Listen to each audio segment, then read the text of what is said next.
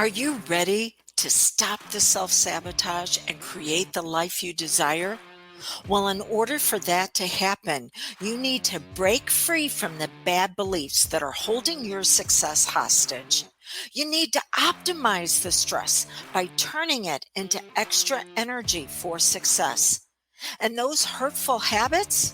Well, we need to give that pain a purpose for progress. Welcome to Stop the Self Sabotage and Create the Life You Desire podcast. What would you say to each other? Let's say you run into someone who used to be a friend, and maybe just with time the two of you drifted apart, or maybe it was more of a focused separation for whatever reason you haven't seen each other in a while. What would you talk about? Would it be how now, right now, in this moment, you are enjoying life? You share what's working. Or could it be the hope that you have for the future? The confident expectation of things that you're going to engage in that lift you up. And what is she going to say? Or there's a third option. Are you going to talk about the fear that torments? And that's exactly what fear does. It lies, it steals, it kills, it destroys. I'm not just talking about, the fear that you have, maybe about your teenagers or what's going to happen at work. I'm talking about the long-term results that go on in your subconscious mind when you do not even realize it, and it breaks down your thoughts, your emotions, your actions until you wake up one day and you feel like you are nowhere in control of your life, and fear is now taunting you, telling you, yeah, see, knew you'd never amount to anything. Fear torments long term. So which is it going to be? Because whatever you believe in your heart, you're going to speak with your mouth. That's the fruit that we give others. And what's the root of this fruit? It's what you believe. By the way, this happened to me just today. Connected with someone that I haven't talked to since January. And this is exactly what happened. Now, you know what goes on in my life as far as, well, the road trip back from mom's whenever the semi-truck tire blew up on me. And then I told you how I focused to keep those emotions in control to be able to move forward, or the unexpected root canal and the continued pain and what needed to happen in order for me to be my healthiest. I share these stories with you to use myself as an example of sometimes what not to do, because I have really screwed up a lot in life. But here's the great thing. Doesn't matter how many times I've screwed up, I can give that pain a purpose for progress and turn it into success, because that's what I've been focusing on the last 17 years, is how to optimize every obstacle and turn it into an opportunity. And I want you to be able to do the same thing for yourself. Okay, now to get back to the friend or the former friend who reached out to me today. Did I tell her any of that? No. I just told her life was going really great, and how I was getting back into it. Yes, I'm still working with my clients across the US and internationally, but my office in person is now opened back up, and that is not what I got to hear from her. I got to hear the fear. Now, we all need to share fear with someone in order to be validated. Believe me, when a challenge happens, I reach out to someone that I can share it with, just to be able to help me with those emotions. So that they're not there to fix it, they're there just to listen. One person, that's it. I will not tell another story of pain to someone if they are not there to help me move through it and to what's on the other side. I don't share a story of pain with someone who cannot help me. Why is that? Because then I believe in my heart that if I continue to share it with everybody, that life is going to get better. And that is incorrect. That is not how our identity works. We have something known as the RAS, the reticular activating system. And it is turned on by your emotionally dominant thoughts. And if you're running around telling your pain story to everybody that will listen, not in order for you to move forward, that's going to be the one person that you're coaching with. So, no, you're running around and telling everybody, well, guess what? Your emotionally dominant thoughts are going to be, oh, how can I have more problems in my life to tell more people? It's not going to look for purpose. It's not going to look for progress. So, the root of this is what you believe. So, we need to begin to upgrade those beliefs. And to do that, you need to stop playing mind games where you are always the loser. Because that's what's going to happen with that continued conversation. There's a reason why I decided to separate from this person, why I said, you know what? Our paths are just going separate directions. Nobody's right. Nobody's wrong. I'm just finding myself going a different way. And I was reminded of it today. I'm not her coach. She does not invest in my services. And it's the same way with you and your friends. If they're using you to bitch, moan, whine, and complain all the time, you should be getting paid for it and they should be your clients. Because if not, then you're enabling them to stay stuck and struggling. But before you can enable them, we need to look at what you're doing, how you're not drawing the boundaries that say, you know what? Yes, I need to reach out and speak to someone, a friend, just to validate, just to say, oh my gosh, this crazy thing just happened and I need to bitch, moan, whine, and complain. Do not try to fix it for me. You are not my coach. You are not my mentor. So I just need to share it and then we'll move on. And then you need to go to the person that you're working with. Okay. So, let me share with you a couple of different viewpoints on how you can have what is known as now faith. Now faith is in the present moment. It's not what happened yesterday. It's not what's going to happen tomorrow. It's right here in this moment, and that you have the faith that everything is going to work for your good. But that is not what you've experienced. You've experienced what's known as a first story. And a first story is when life is going good. I don't know, you could have been a kid, a teenager, or a young adult, but you were really enjoying life. And then somebody came along and said, nope, that's not how you're going to move forward. Who do you think you are? There's not enough to go around. You're not good enough. And so you were taught that when things go good, the other shoe is going to drop. You're going to have one step forward and two steps back. So there's now faith, and then there's hope in the future, which is a certain and a confident expectation. And it's not that everything is going to come your way. No, it is a certain and confident expectation that no matter what comes your way, you are going to turn those obstacles into opportunities. You are going to find a way to go over them. All right. So there's a couple of different ways that coaches, hypnotists, other mentors and guides can assist you with this. And the first one is where they take you back to that first story and they have you relive it again and again and again. Now, I'm not saying this is wrong or this is right. I'm not here to judge. That applies to certain people. I will just let you know I am not one of those people.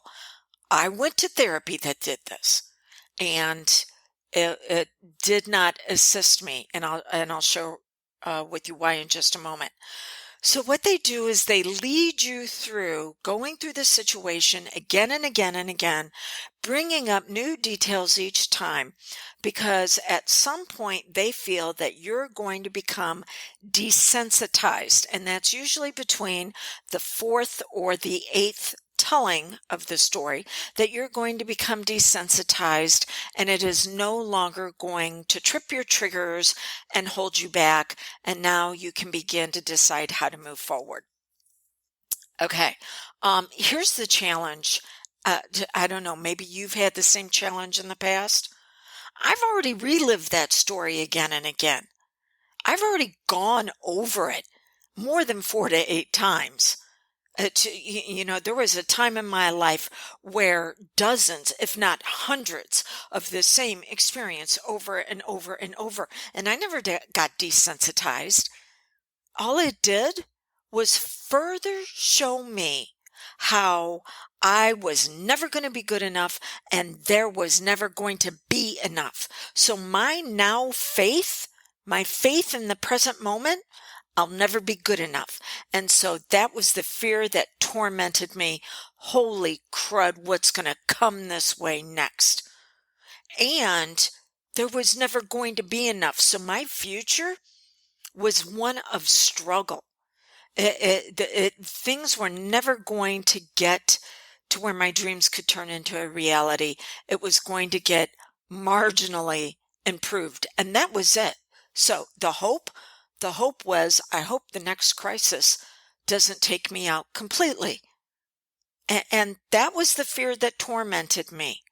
So this whole bit of going over it again and again and again, if that appeals to you, this is probably not the podcast you need to be listening to.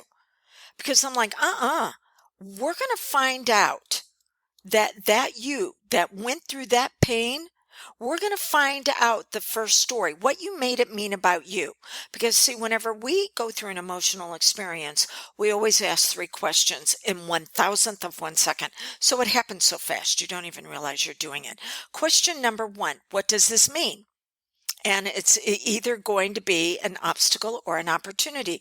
Question number 2, what does this mean about me? And here's where the challenge comes in at. When the original experience happened to you, you did not have the resources or the resourcefulness to be able to move through it and into what was on the other side of it. You weren't able to take that pain and turn it into progress. Because if you would have, it wouldn't have created you being stuck and struggling. So what did you make it mean about you? You weren't good enough and there's not enough. And then the third question is, how do I avoid life, or how do I amplify myself at my best? Well, guess what? How you want to avoid. That's what you go into, and that is when our soul is absolutely tormented, because we can't avoid life. We can't avoid those triggers. When a trigger comes about that has you spiraling into sadness, into anger, into situational depression, into what the freak, this is happening again. We have to upgrade the meaning. We have to look for how you are competent with the skills that you've developed since you learned that. We need to look at the confidence that you're experiencing in life because of the other areas of your life you were able to improve. And that's going to move you into feeling outstanding. You've got this. So, whatever type of coach, guide, hypnotist that you choose, you need to be asking them, do they want to desensitize you and You know what? Me taking you back through that painful time again and again and again is not going to desensitize you. It is only going to have you feeling more and more out of control. Instead, we need to go back to that original time and we need to say, okay, um, this is how we release you from being triggered that way. And then we replace it with your wise woman that knows exactly how to step in and use who you are now and everything you've learned since that original imprint and start moving forward in life. I'm going to caution you on something. It's at this point where you're going, oh yeah, just give me the work and I'll do it and I'll work harder.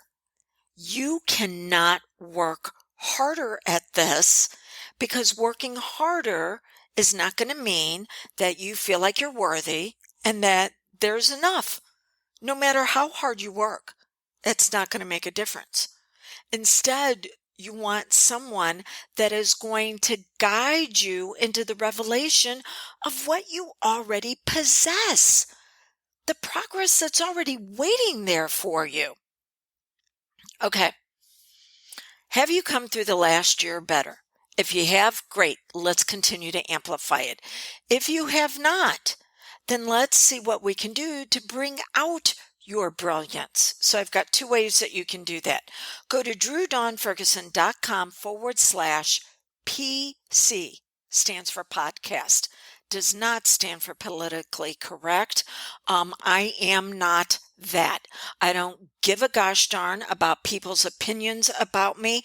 I care about my higher power, and am I doing what my higher power has asked me to do, which is help you be a brighter light in the world. Because when you're brighter, the rest of the world is brighter because it gets to ignite off of your light. Okay, so go to drewdawnferguson.com/PC, and there you're going to see where you can join me and just a few other people in a 45-minute conversation on research and development ideas.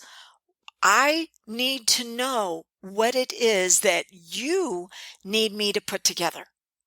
But I don't know because the world's changed in the last year. It's changed so much.